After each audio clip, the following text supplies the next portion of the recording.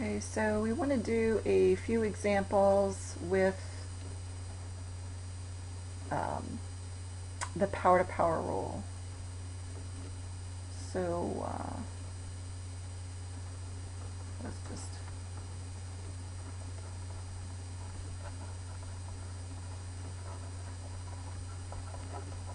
we're going to start out with the power-to-power rule, and if we have time on this, we'll do something that combines them, because that's really kind of where we're going with this. So we'll start with power-to-power. So we did one example when we started talking about it. Let's go ahead and do x to the third raised to the fifth power. And of course, again, this is one of those things where we analyze what we've got in front of us, and we see that we are raising a power to a power. So we know that we just keep that base and we multiply the exponents.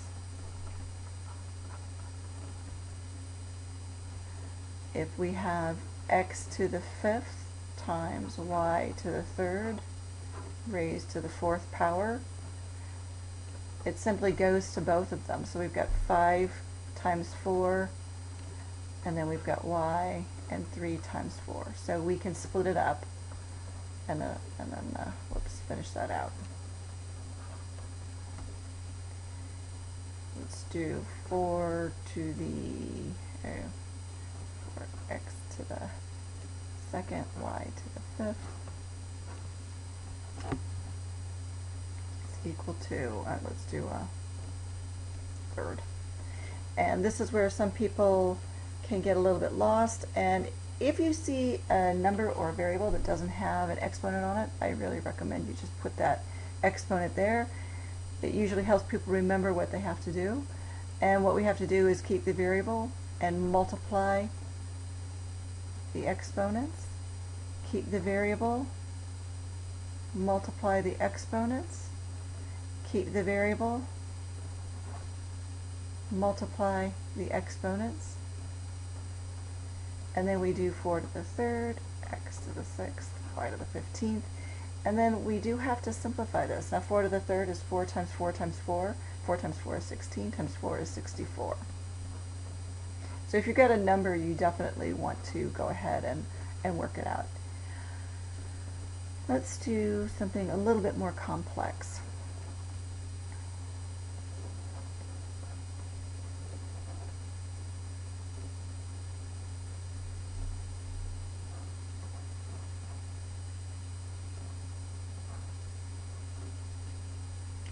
So this has just got multiple things going on. We've got this little monomial sitting here, and then we've got this little guy that's being raised to a power. I'm going to put the 1 there so we don't forget about it.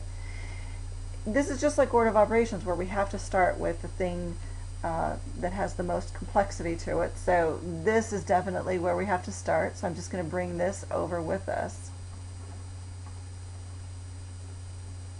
And while I'm doing this, while I'm rewriting this, I'm going to put y to the 1 there so I don't forget, maybe a 3 to the 1 in case I need that. And I'm multiplying this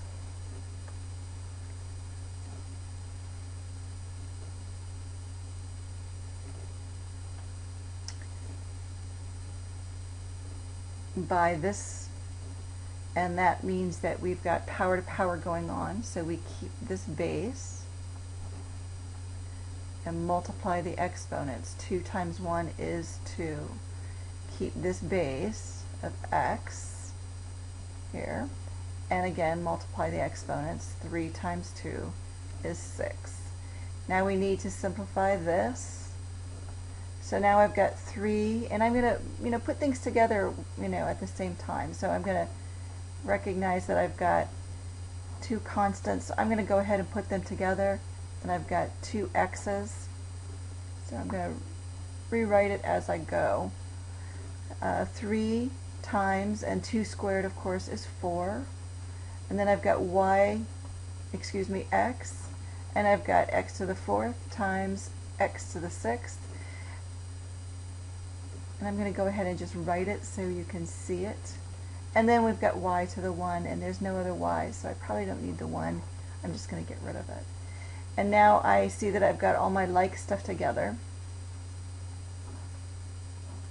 The y doesn't have any friends. But we've got 3 times 4 is 12.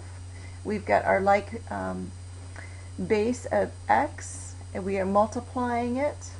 So we add the exponents, and y we just drag along.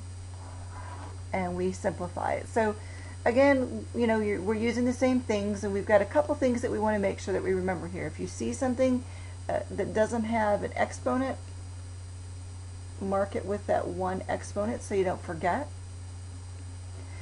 And the same rules apply order of operations wise. You have to deal with the most complex first and then work your way down.